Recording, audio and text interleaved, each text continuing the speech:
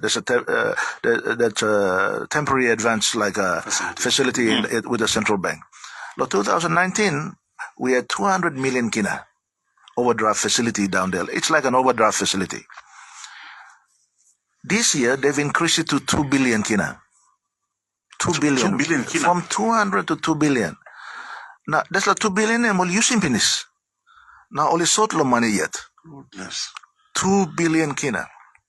Whether they can legally do that or not, I don't know, but I think our good government lawyers can advise that. Because I think, when you borrow that kind of money, you need Parliament's approval. But Mr. also, Cabinet, he approved him 2 billion kina. Now, only use him, there's 2 billion kina also overdraft penis. So, they've recently now, central bank, only the independence of the central bank is now highly compromised. Most appointees are all political appointees. So there's no independence at the central bank anymore.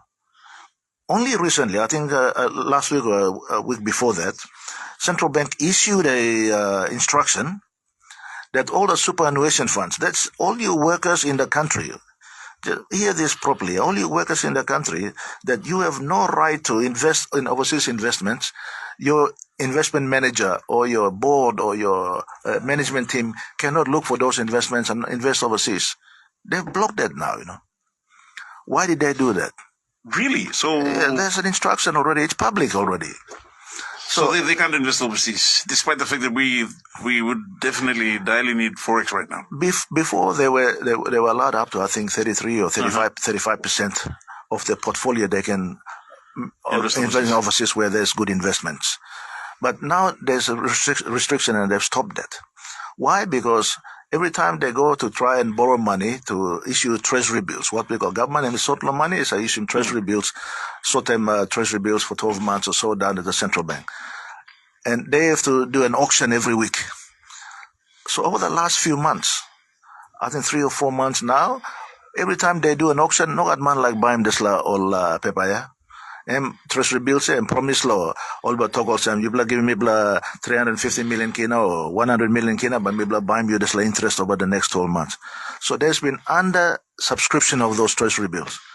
So what will happen is now the super funds who are already overexposed on treasury bills, meaning only reaching limit below law. There's a scale where only enough buying treasury bills. Now they're trying to force them to buy treasury bills because they will have a lot of cash which they can't invest in any other investments. So the risk is that when the government is unable to pay those treasury bills back, you will lose that money. So this is something that the workers throughout the country needs to be concerned about. Mm-hmm. This is your retirement money sitting in there that now the government is trying to play games with. And I think it's because only approximately 2 billion kina or some overdraft facility only got one time central bank. Now, under subscription of the treasury bills, my assumption is that they're trying to force. Because who else has got large savings that they can buy treasury bills? Only super funds.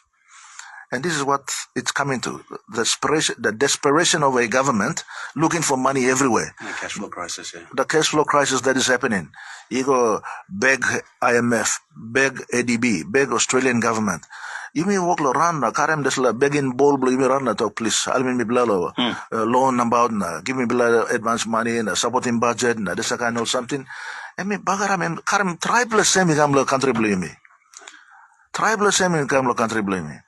We have never, Somara has never asked, I have never asked Australian government to support our budget over the 18 or 19 years that we were in government. Now, close to, Terasa blame me, walk go